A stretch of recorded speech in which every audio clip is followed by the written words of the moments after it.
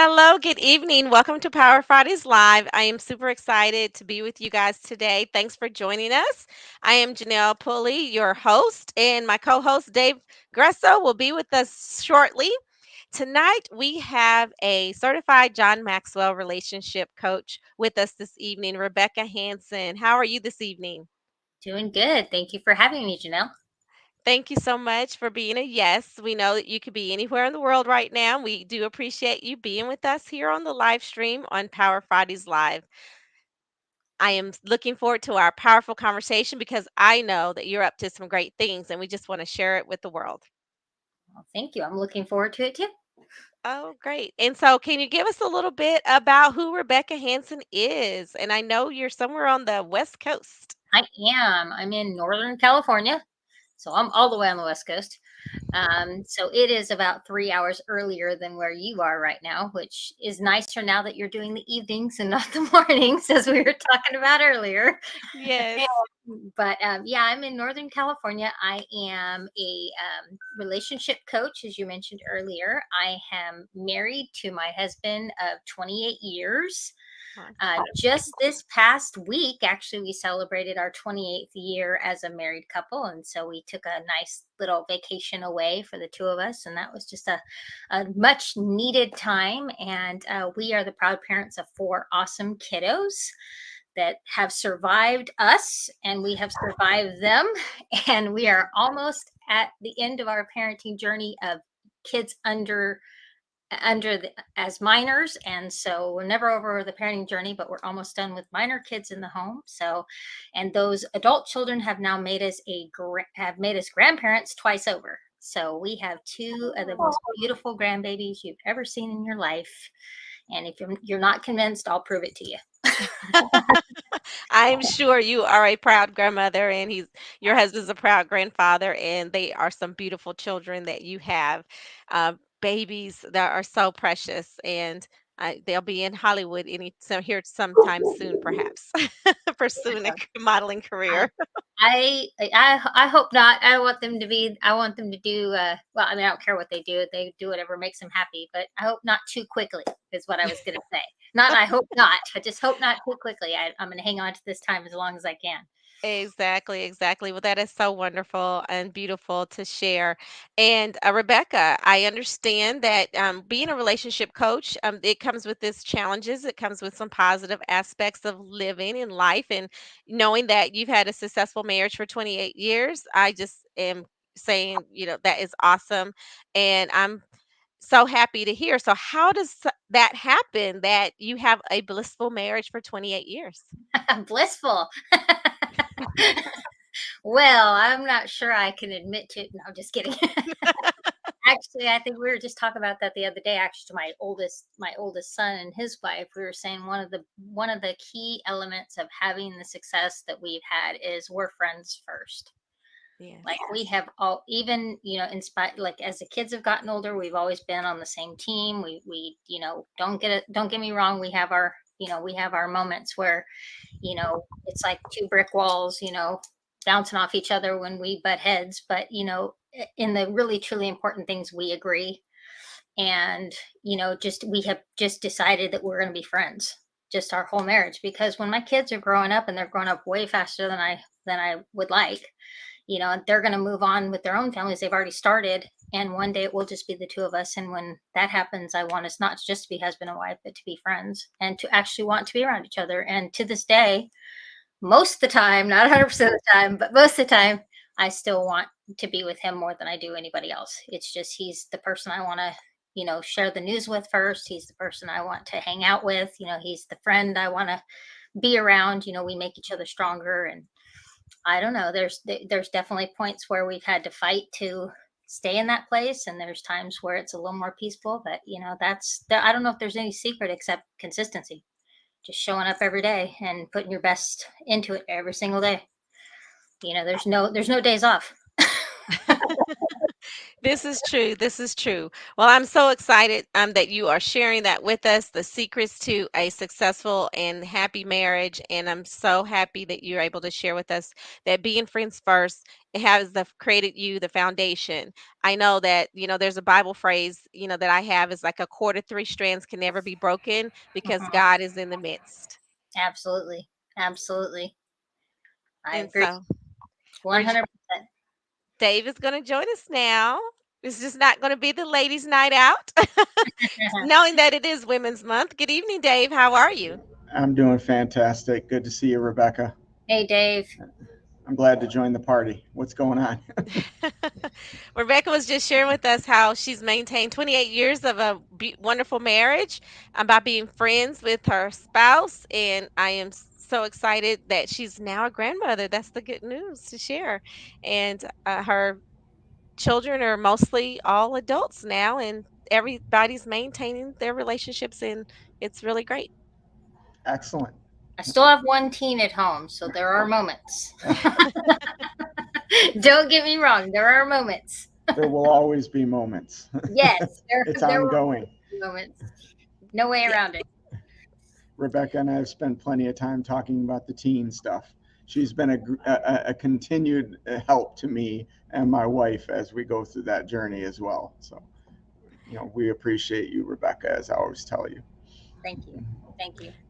Yeah, and when you think about relationships, there's many relationships, right? It's not just a husband and wife relationship, it's a mother-child relationship, it's a father-child relationship, and you have to be able to, navigate those waters in such a way to where you maintain those relationships and ensure that I just listening to a group of women last week, and they said that I don't want to be my child's friend. Hmm. I want to be my child's parent. And I just thought that spoke volumes because I know with some parents, they're like, oh, my mom's my best friend. Oh, my dad's my best friend. What do you guys, say about the best friend child parent? Is that something that happens or that you subscribe to? I would say, in the broad span of things, no. But in another sense, yes. Like I do subscribe to it. It is what I should have said. Yes, I do subscribe to that, but in a smaller sense, no, I don't. And just what I mean by that is, I definitely believe you're a parent first. Sometimes you have to be the bad guy. Unfortunately, it's not any fun, and anybody that tells you it's fun to be the bad guy is a liar. But sometimes, you're going to have kids, especially, well, not maybe not especially, but I will say especially in this moment, like, because this is where I am, but especially in the teenage years, they're trying to figure out who they are. They're trying to figure out what they truly believe. They're stepping away from a little bit from what you've, that safety net that you've held them into, and they're trying to figure out who they are, and they're not always going to be 100% easy to get along with in that moment. And if you try to be a friend in that moment and try to just be another, somebody they can just hang with, that, yeah, I think it's important that you stay connected, that you spend time with them, but you're always a parent first. And I tell my daughter all the time, she'll say, oh, my best friend this, my best friend that, and I'll say, no, I'm your best friend. Because when the reason, and she always says, yeah, you are. And in that, by that I mean, nobody has your back more than I do. Nobody's going to put their life on the line for you like I would. Like, yes, I'm the best person you could have in your corner because I'm your mom, and 100%, you've got my heart, you've got my, everything in me supporting you. But as far as being your friend and going along with things just to, so I'm the cool parent, or I'll be the uncool parent if it keeps my kids safe. I'll be the uncool parent if it helps them. It doesn't have to be about power. It doesn't have to be about always being right as a parent either, because sometimes I am wrong as a parent, and I have to go to my child and say, I'm sorry, I was wrong. But I'm more interested in raising healthy, you know, I want my kids to live for God. I want them to love me. I want them to love, our family, each other, and I want them to grow up to be good, solid, kind people. And that's the most important thing at the end of the day. And eventually, I have 75% approval rating, I always say, because I have four kids. So out of the four, I've raised 75% of them to adulthood. And I can now say that I have 75% of my children are now my friends as well. And Very so good. I'm going for 100% approval rating. We're on our way. Woohoo. Almost I, there.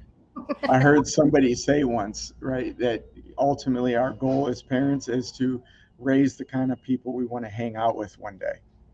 Right. So, and I think that goes along with what some of Rebecca's saying. You're a parent first while you're raising them, but we hope that one day when they get to that adult age, we finally get to graduate to being good friends in addition to that parent-child relationship. So, yeah, good point. I love that statement though, right? To be the kind of people we want to hang out with one day. It actually sets a goal in mind. Oh, yeah. And it doesn't matter, even the adult kids. I mean, up recently, I had one of them call me with an issue, and it was they needed their mom and dad. And we Mhm. jumped in the car and headed over there, and that's a kid that is a parent themselves. They don't ever stop needing you, even though they might tell you that when they're in their teens. They actually In don't. in the heat of the moment, yes. Exactly. So, Rebecca, there's something I want to talk to you about because you kind of brought it up, a hint of it there. Mm. When we're early on and developing that relationship with our kids as they're growing up and we're dealing with some of those tougher issues, sometimes it can feel like we're losing them. Sometimes it feels like there's this great disconnect and you wonder, am I ever going to get them back? But you just brought up that you have 75% of your children have left and you obviously have a great relationship with them. So, what would you offer those listening right now on this subject when they're in that? Because some of us we're right in the thick of it right now. What would you say to those that are dealing with that right now? As far as what the future holds for them. Well, I think the first thing, like when you're dealing with especially teenagers and their mood swings, and it is funny because we are not going to go scientific, Dave. I promise this time. I promise. Their brains have not developed into an adult brain yet. And sometimes when we're dealing with them, we expect them to respond to us as if they have already developed the same experiences that we have. And so the main thing to keep in mind is that they are not there yet. That's where grace comes in as a parent. No, and I'm not talking about disrespect. I'm not talking about, because people say, well, do I just put up with them saying stuff? Unfortunately, sometimes. But I'm not saying to put up with disrespect or any of those things, but be consistent in being the example of the person that you want your child to be like. First of all, live the life in front of them. We don't, we think a lot of times we have to tell them over and over and over and over again. And I'm having to learn that right now because out of all my children, my last one is the most probably like me. And so I'm trying to work with this kid that doesn't seem to understand what I'm trying to say. And it probably frustrates me more because I know she has the ability to understand things. And so just consistently being okay, I'm not gonna, and don't get me wrong, I've raised my boys and I have a dad like that never, my dad never once raised his voice at me my entire life. And I love to say, I wish his daughter would have developed that same skill, but she didn't. I've raised my voice at my kids. I've said things I shouldn't have said, but if I remind myself in that moment when they're the disconnect happens, when the spark happens, when the blow up happens, that first of all, it's not about you in that moment. It's what's going on inside their own head, usually. Because if you tell them sky's blue, they're going to tell you it's green. It doesn't matter what the issue even is most of the time. Figure out if there's a main issue, yes, definitely work on it. But your issue is going to be to be consistent day in and day out, just living an example, keeping the line of communication open, whether they want it or not, to keep reaching out. Because I've heard parents say, I've tried everything I can think of. I'm done. And it's like, oh no, you're not. As long as that child is alive, there's a chance. There's an opportunity. There's and at the end of the day, I mean, as an adult, I can say this now. There's nothing I want more of, than strong relationships with my own parents, with to this day. And with my, of course, with my kids and my husband, but I still want that strong relationship with my own parents. So if I want my kids to want that with me, then I have to just be consistent through those difficult times when it seems like, yeah, there's no, sometimes I've been there where I've thrown up my hands and gone, I don't even know why I'm trying. Like, I don't know I'm trying. So I find in those moments where I have to just be silent and I have to just kind of wait it out and see that the seeds I've been planting their whole life are going to eventually, they're going to eventually start growing. And, I actually heard a sermon just this last week, and the guy said, you don't always see what's 20 miles in the ahead of you. You're standing here, you're trying to figure out how in the world you're going to get across, walk across the Red Sea, and you can't see that the water's already starting to go back over here. You're still right in the middle of the waves and you feel like you're drowning. You can't see what's happening in front of us. So if you planted that seed, you just keep being consistent and stop trying to make every moment a teaching moment. I don't know how many times I say this, but every moment is not a teaching moment with your kids. If you're having fun, horsing around, playing, it's not about a teaching moment right then. Just get in that moment and be in that moment. Your kids want you to be real. They want you to be you. You want them to come back to you, be yourself. I don't know if I even answered your question, Dave, but No, you did good. I mean, you gave a lot there. I think stopping being present in the moment, that right there is gold just by itself. But I think this is possibly a good segue. Right now, a lot of people are feeling overwhelmed in the process that you're talking about, right? So let's talk about grace and overwhelm Mhm. and what that actually means and how to find grace and overwhelm.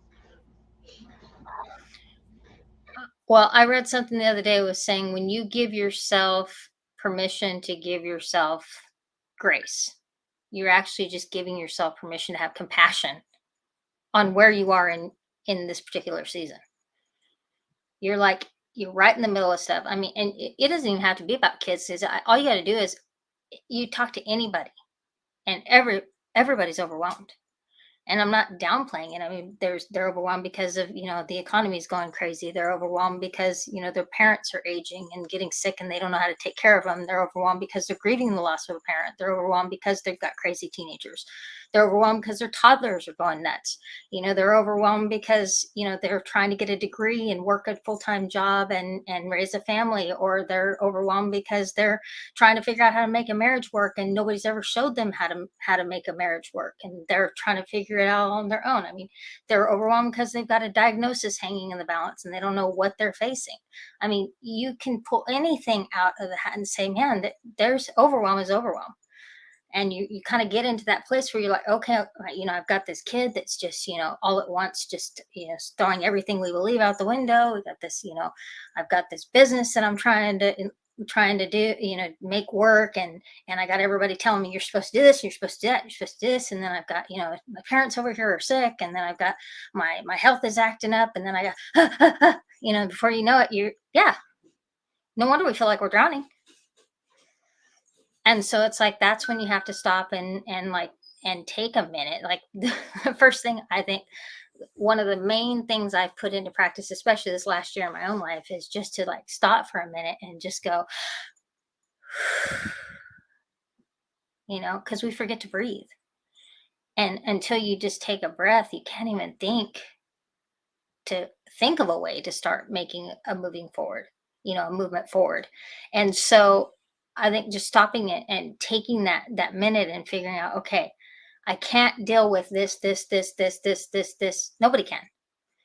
But maybe I can show myself a little bit of grace and I can say, okay, well, tomorrow's a new day. Maybe I'll just go to bed early tonight.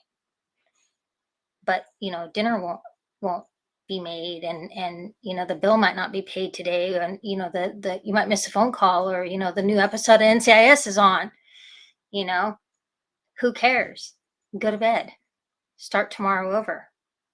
A lot of times we don't even take these simple things like rest, taking a deep breath, stepping out of the situation. We talk about being present in the moment just a minute ago, but we're not present in our own moments. We're so focused on what's going to happen here and what's going to work then and how it's going to work and who's going to work and we're not even in our own moments. How in the world can we be present in the moments with our kids? Right, and then sometimes the past comes up and creeps up and like, why am I even thinking about the past? And now I'm thinking about the future. All we have is right here, right now. We should be Mhm. focused on right now. Then we start beating ourselves up over the past, and then we wish we wouldn't even started, and then we throw up our hands and wonder what in the world we're even doing, and then we wonder why in the world anybody ever listens to us, and then we go to bed for a whole different reason. Yes, true. I have this box breathing exercise though that I do throughout the day, and it works wonders. It's so amazing, and it's just you just breathe, and you hold your breath, and then you let go, and then it just release, and it's just like the best thing that you can do is get in touch with your inner self and breathe, Yeah. and Well, start out the sometimes day we try to make breathing. it like, and nothing wrong with making things spiritual because I'm all about living a life for faith and living for God and all that. But sometimes we try to over spiritualize it too.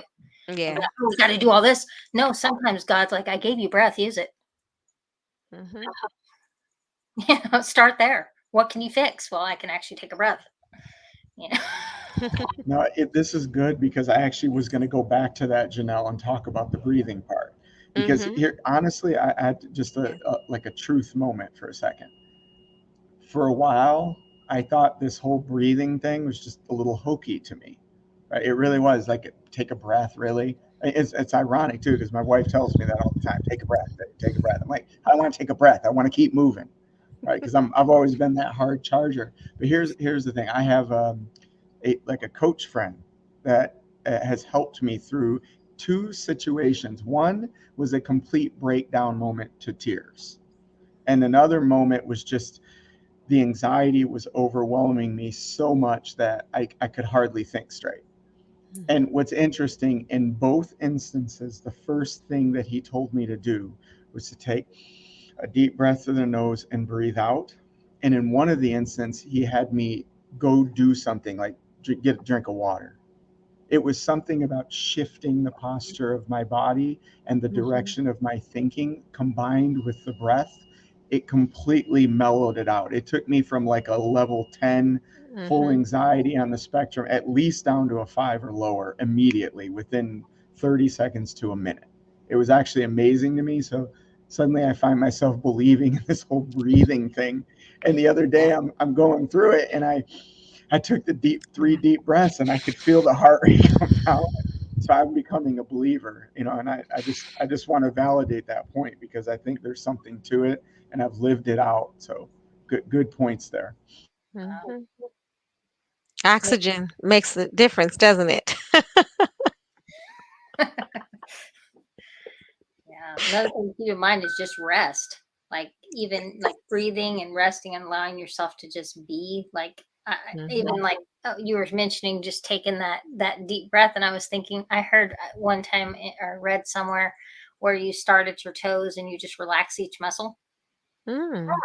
and when before you go to bed at night, and it's so hard to do. Why is this so hard to do? I get like halfway up my body and I'm like, oh my goodness, I gotta finish relaxing. You really want to challenge yourself. Try to give yourself 5 minutes of doing nothing but just sitting there and thinking. Just 5 minutes, no distraction, no phone. Don't try to go to some other place in your brain. Don't process what you're going to do next. Just sit there. You'll be amazed with how difficult that is in Five today's minutes time. silence and you hear everything down two towns over. Yes. Well, Rebecca, I know that you are up to some great things and making a difference in this world, and that's who we love to talk to each and every Friday. A powerful woman that you are. Can you share with us a little bit about your upcoming event that you have and how we can find out and learn more about it? Yeah, absolutely. I am actually running a free workshop next week. It's next Wednesday morning at 11 a.m. Pacific Standard Time, because, like I said, I'm on California time. So it'll be 11 a.m. Pacific Standard Time, and we're calling it Grace and Overwhelm. And what it is it's 5 steps to give yourself grace when you're exhausted, overwhelmed, lonely, and stressed out. So it's just giving yourself permission to give yourself grace when you're in those completely overwhelmed moments. And it's a pretty word to talk about, to say, oh, I want to give myself grace, or, grace is something I need. But it's a whole different ball game when you actually have to put it into practice.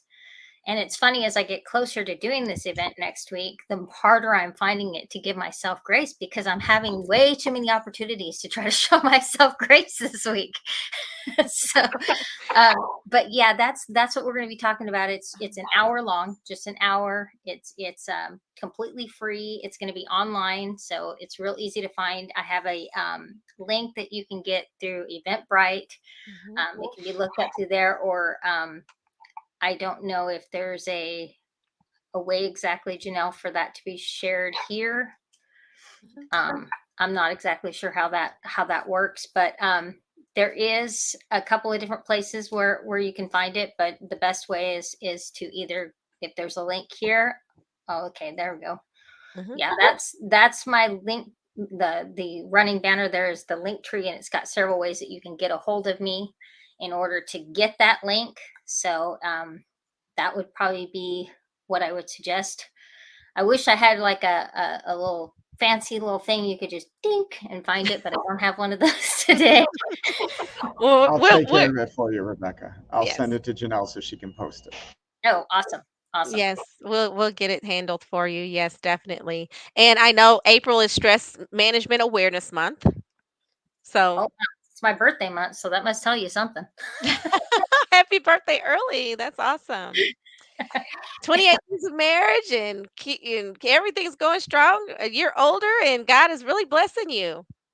Yeah, yeah, this is actually this actual workshop came out of the worst year of my life. Hmm. 2022 was literally the worst year I have ever had.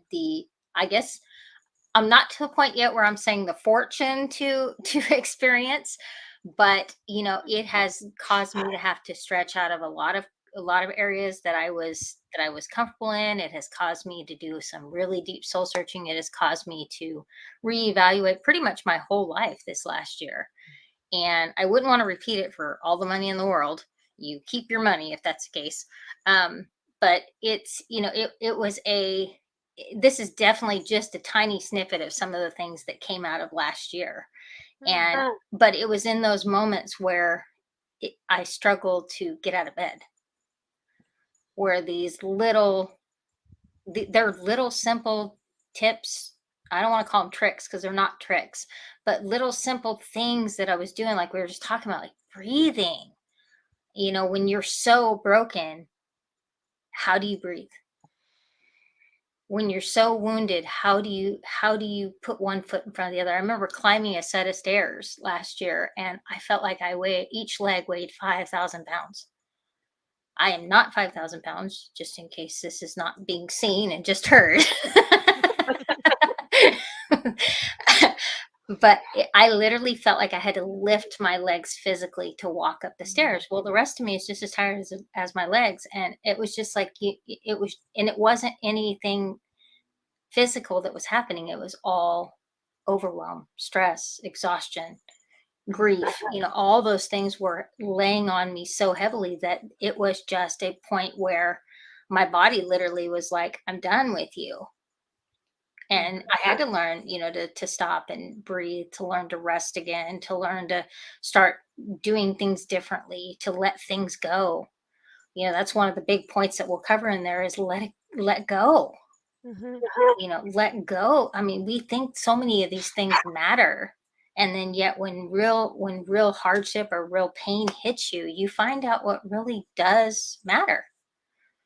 And things that matter drop by the side too. I'm not going to lie and say everything. I was able to navigate it just with grace and all that other stuff. I had to learn grace through that. I had to learn to figure out how to put one foot in front of the other. I had to learn how to let go and admit that I was broken, admit that I needed help. It was a really, really, um, it was a really dark place for me for a long time. Yes. And yeah, so A- that's what that came out of. And then I know that, for me, as there's like some guilt that I have behind some things that I've done or that I didn't do, and I feel guilty about it. And then that brings on that stress and overwhelm too. Can you say a little bit about that? I'm not sure if that's your same experience, but for the scope of the conversation, that is something else that we all need to let go of. Well, Is there's guilt. a lot of guilt that comes along with I don't know what you're particularly referring to, and but I know that, like, when in my case I had a devastating loss, Mhm. and I was grieving, and there was some guilt that maybe I should have seen something sooner, maybe I should have realized something, maybe there was something I missed, and some, and in the process of this happening, I have a business, and I had to set some of the business things aside, and I lost clients, and and so there was guilt that I had let my clients down, that I had, let people down who needed help, and I had to figure out how to let go of that. Mhm. And I hate to use the term let go. It is the term I use, but I hate to say let go because it sounds like you're just like putting a band-aid on a bullet hole, Mhm. and it doesn't fix it. But if you don't get to that place in your mind where you say, okay, enough, like, Mhm. how is this guilt serving me? Like, in the loss, how is it going to make that loss better? Is it going to bring the Mhm. person back? No. Is it going to make me a better person beating myself up with guilt? No. Is it going to make my marriage stronger if I'm constantly walking around in guilt and tearing myself down? No, it's going to actually tear my marriage down.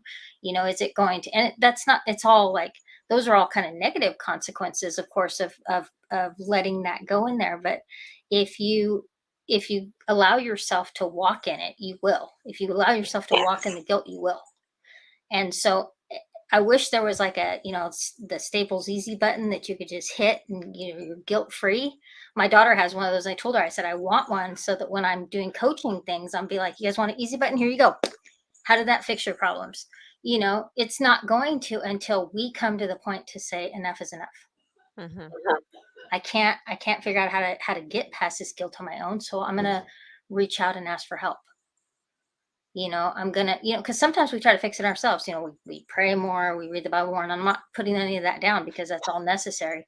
But sometimes we need to invite other people into our life and say, hey, I need help with this. Like, how do I shake this guilt? How do I let it go? And that's another thing we cover is learning how to ask for help.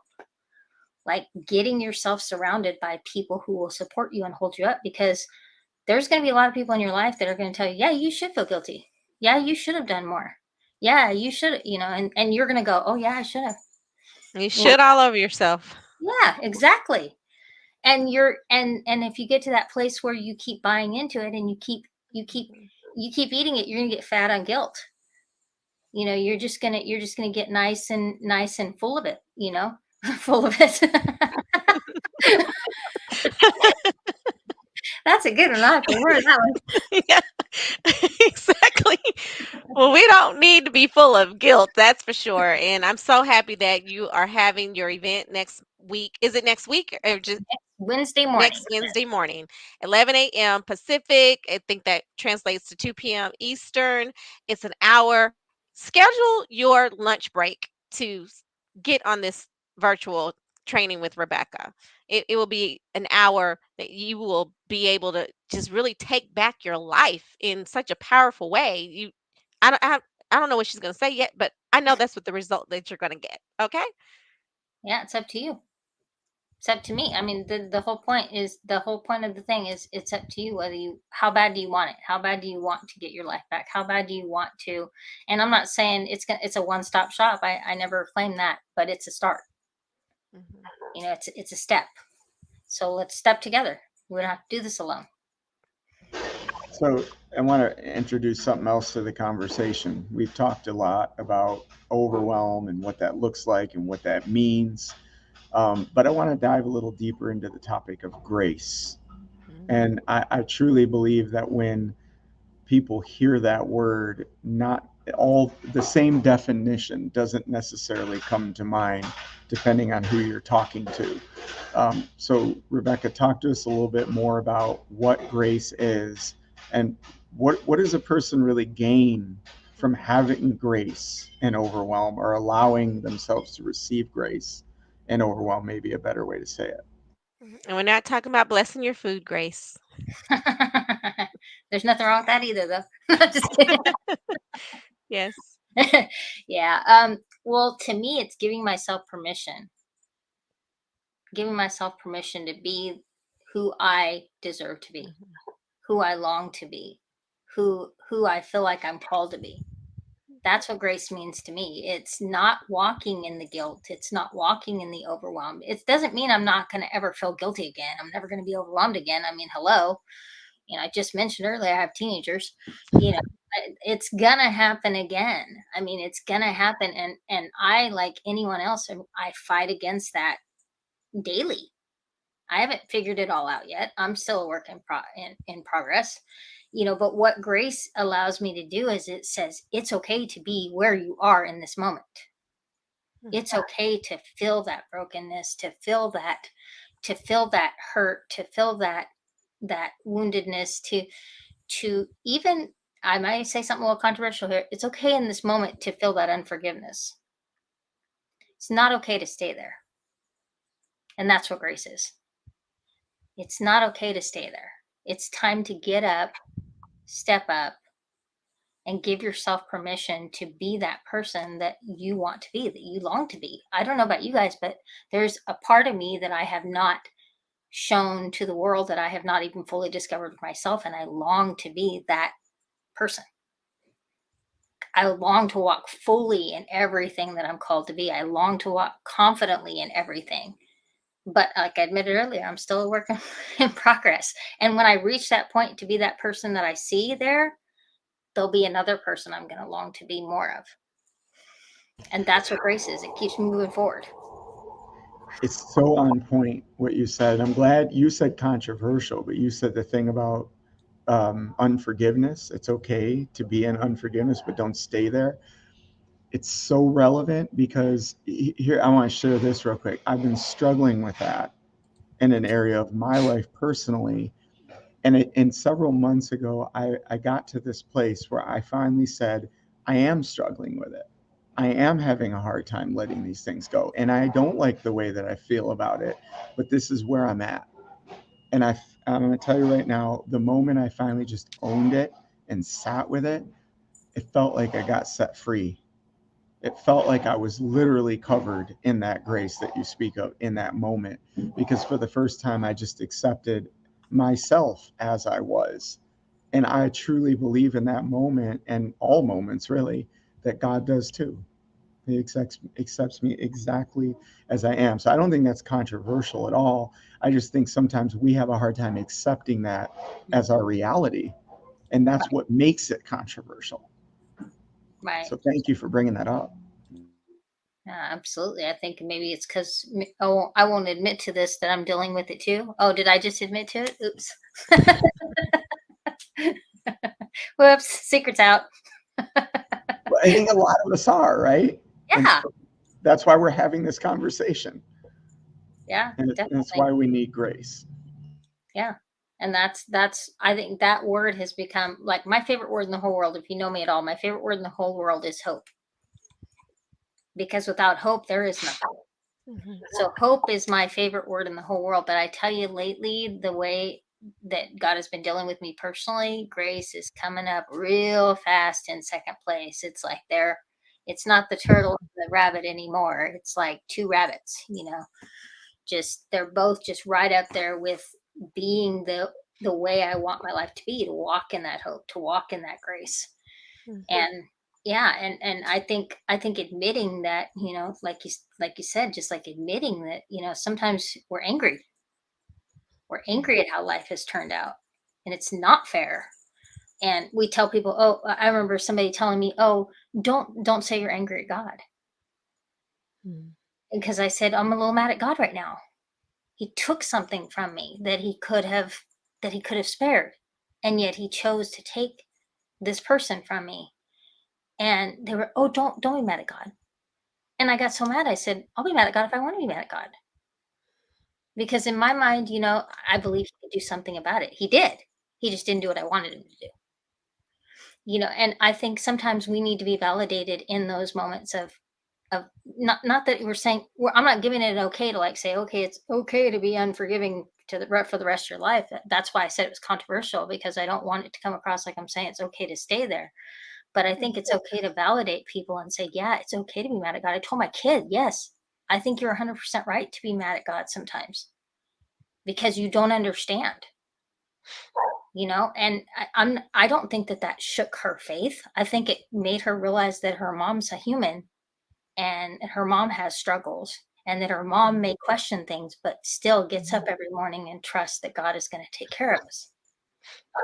you know so it's and it's not even about all those things. It's just, I think, validating those feelings of, I think a lot of times, if somebody, maybe not somebody, but maybe just in different situations, somebody would have validated me saying something like that, I wouldn't have carried certain things for years and years and years and felt guilt over carrying it, or that type of thing. Because somebody said it's okay to feel guilty in that moment for what you didn't do or should have done or would have done, but then let it go and figure out what you can do now going forward. Mhm. There's that song in my head now for the rest of the day. Let it go, let it go. That's why I try not to say let it go, because it inevitably happens. I wasn't thinking about it. Now I am. Thank you, Janelle. You're welcome, Dave. Anytime. I Yes, did thank you, drop the Janelle. it on purpose. I said let go. Yes, let go. Well, let go, let God comes in mind whenever I say let go, let God. And there's a song, Let Go, Let God too. So let God have his way. And that's how that the lyrics to that song goes. Let go, let God have his way. Yeah, And in those moments, you may have to let go and let God have his way. yeah. Sounds easy, doesn't it? Because God is the way shower and he's showing us the way. Yeah, Yes. yeah. Agreed. I I was just listening to you, talk too, and I caught myself like you're expressing what you went through, Rebecca, with the loss, and I Mhm. caught myself smiling. I'm like, why am I smiling? I look at Janelle's face; she's not smiling, but I smile because I'm overwhelmed with joy that despite it all, I feel covered in God's love. You know what I mean? And we can overcome these things because we live for a loving God. You know what I mean? And so every time I hear things like this, and I hear you saying what you're saying about grace and being able to just be yourself despite it. And I gotta say, Rebecca, you're one of the most authentic people that I know, right? Mhm. And you like, and truly, like, I've spent hours with Rebecca, right? And what you see here is exactly what you'll get one on one. It doesn't matter. That's just who she is. And I've even saw her speak to an audience, and same thing, right? You're always the same, and I love that about you. But this is what happens, I think, when we allow ourselves to just be and live under that grace, that umbrella of grace. And so many people miss this. That's where the passion comes in when I start talking about things like this, because if we all knew what it was like to live under that grace, it would change everything. Hmm. It wouldn't just change us individually. We wouldn't just be able to live authentically, like I'm saying about Rebecca. Our relationships with one another would become a lot more authentic too. And things like conflict, which are oh so scary these days, would be a whole lot easier to get through because we're living under grace. And so that's the key. That's what I'm taking from this conversation. Hmm. Yeah, grace can mean a lot of things. Yeah, I think it's one of those words that's overused in the wrong way. Kind of like love, you know. You say I love noodles, and then you say you love your mother. I mean, it's not exactly the same thing. Yeah. It's the There's a grace lot is of ways to love. Yes, and loving everybody the same is not always the same thing either. no, no. And so I think with grace, I think especially in the Christian realm, we throw around the Christianese terminology, and it's supposed to just cover everything, and grace does. It does cover everything. I'm not downplaying that, but we kind of throw that word around just to kind of, Mm, Christify it and prettify it, and it's like, does it mean anything to you? I chose it mm, because it meant something to me. I mhm, love the word. I think it's a beautiful word. And it's a good thing I didn't run across these one before my girls were born, because they'd probably be hope and grace. And, and I don't know if they'd like that or not, but hey, wouldn't matter if they did or not. But, I didn't make those words personal to me until life started hitting me pretty hard.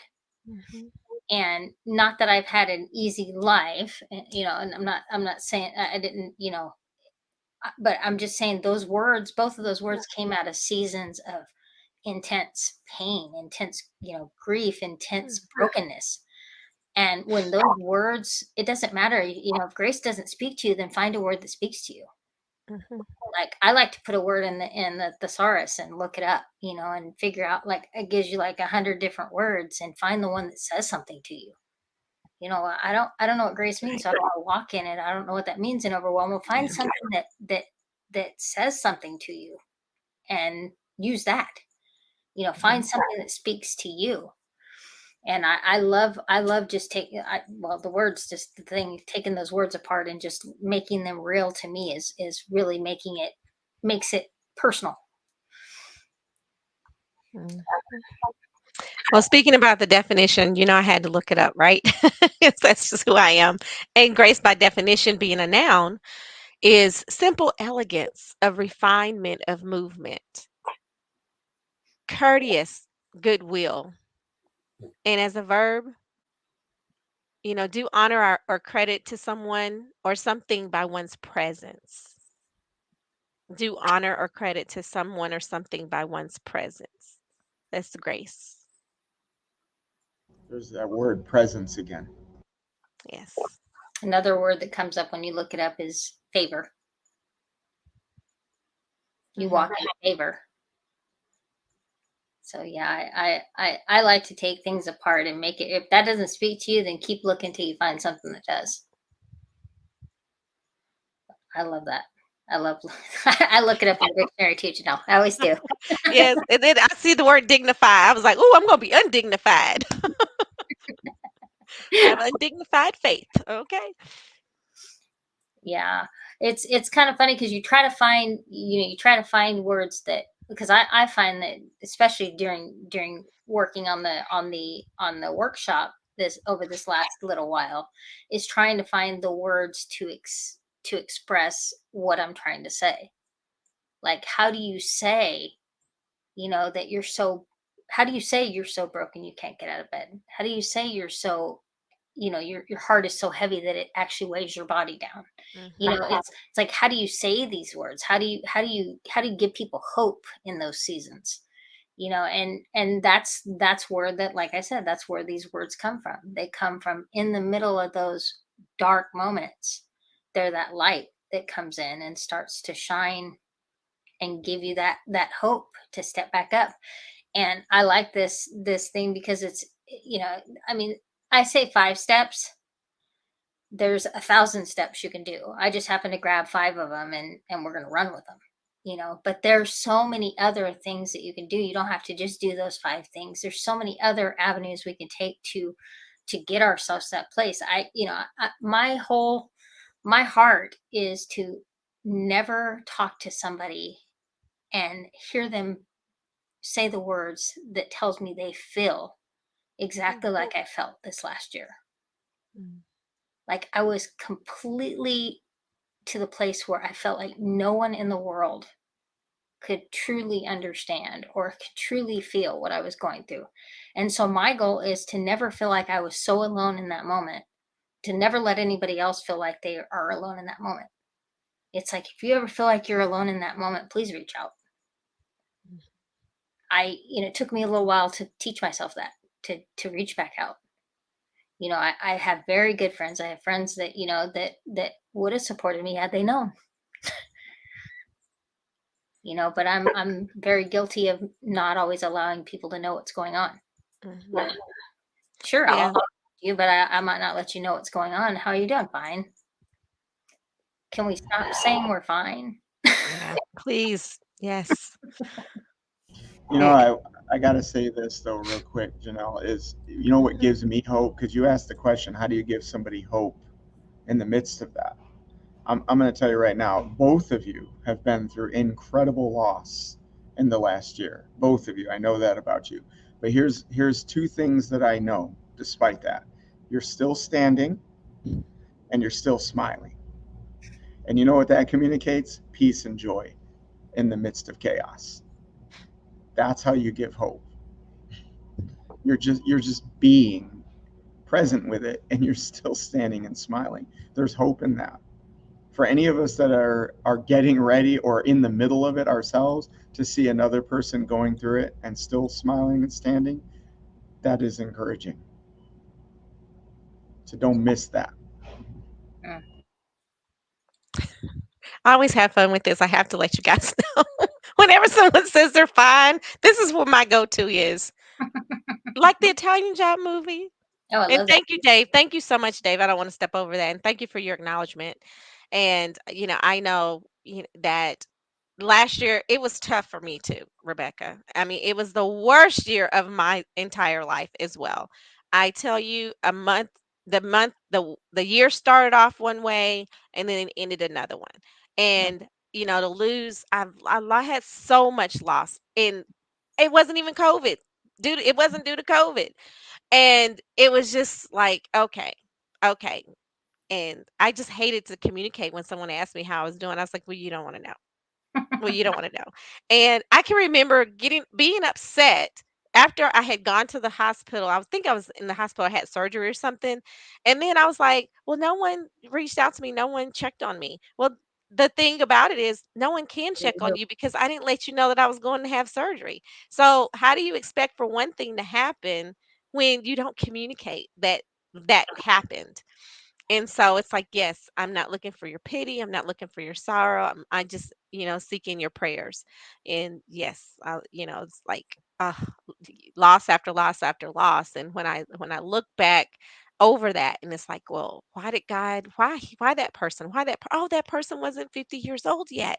I'm counting the age that they are on the earth, and the age that they live to be, and what did they do to make a difference in this world and make a difference in my life, because I'm impacted now because of their loss, because they did make a difference in my life when they were here on earth. Yeah. So now I get to carry that with me for the rest of my life. It's like that person made me laugh, that person brought me joy. And so I look to that in the place of sorrow, in the place of that down moment. And it's like, that person actually put a smile on my face. Oh, that person went with me to the doctor when I was sick. And it's like they were there by my bedside when I was sick, so there I was by their bedside when they were sick. Oh, yeah. Yeah. So Legacy. You're talking legacy. yes. So let's not be fine. Let's not be freaked out, insecure, neurotic, and emotional right now. Let's give ourselves grace. Let's not be overwhelmed. And thank you so much, Rebecca, for this workshop next week. I know it's FREE, the price you pay. Will it be available on recording for if someone's schedule didn't work out to be It there? will not, but I promise that it will be offered again very soon if you're not able to make this one. Okay, very great. I am committing myself to it now publicly. Very good. So if you have some stress you need to manage or learn how to manage it, and next month is April is Stress Management Awareness Month, please tune in to Rebecca's event on next Wednesday at 11 a.m. Pacific, 2 p.m. Eastern. And are there Absolutely. any final words, Dave or Rebecca, that you would like to share with us this evening? And we thank everyone for tuning in. Anything for you, Rebecca?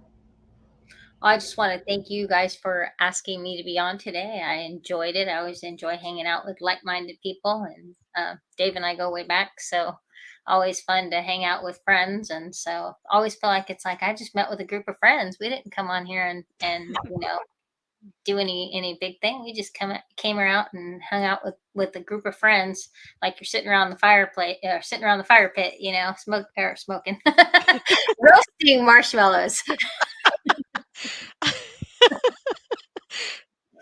Yes, this is great. But yeah, I Yeah. appreciate the invite.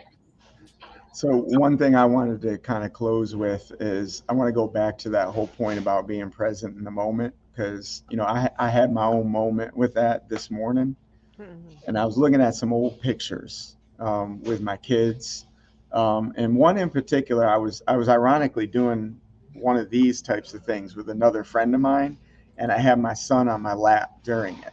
Right, it was a Facebook Live, and I saw my son a little bit younger, and I had one of those parent moments where you get all sappy eyed and the tears start coming and all that. But I think it happened because I realized in that moment that I remember back then I was so focused on what I was getting ready to do that I missed the beauty of his little smile and just rocking back and forth on me. And I think we look back sometimes and we shed tears because we missed it, Mhm. right? We miss the moment, that the most special part of that moment. And so if you're watching this, you're listening, I know we're talking about grace. Receive that grace in the form of enjoying the very moments that you're given, moment by moment, not even just day by day, but moment by moment. This moment right here with us three is divinely picked out by God. This was ordained, this was planned, this was supposed to happen. But it's easy for us maybe to get in our head like, what's after this, right? But I want to just be present right Mhm. here with y'all. I want to say thank you, and I'm grateful for both of you. Gratitude, it really does make your life different. And it's something I want to focus on personally more. And so thank you both for being present with me. Um, and thank you for this time. So You're welcome. Thank you. And thank you for being an excellent co host, Dave. Thank you, Rebecca, for joining us this evening. I know that you are going to, just bring a lot of joy to people. And that's what I seek on a daily basis, moment by moment, for myself and my life is joy. And this has been a joyous occasion, just like you said, like we're around a fire pit. And this has been so much fun. And we thank everyone for listening. For those of you who joined us, if you're watching the replay or you're listening again, please let us know, how your experience is and how impact this conversation's had on you. We'd love to hear the good news. And if you need to reach Rebecca directly, please do look into their link tree. Is they're scrolling on YouTube and Facebook. And then RebeccaHansonCoach.com is how you can reach out to Rebecca, get on her newsletter, find out what's going on, and find out, what she has to share with her newsletter on whenever you publish it. And of course, be available next week, Wednesday, 11 a.m. Pacific, 2 p.m. Eastern, for 5 steps to grace. Thank you. You're welcome. Well, that's all we have for you guys. Of course, we say be, do, and have the greatness that you desire because the greatness is in you. Live in the moment and give yourself grace. Take care and be blessed. See you next week, everyone. Bye bye.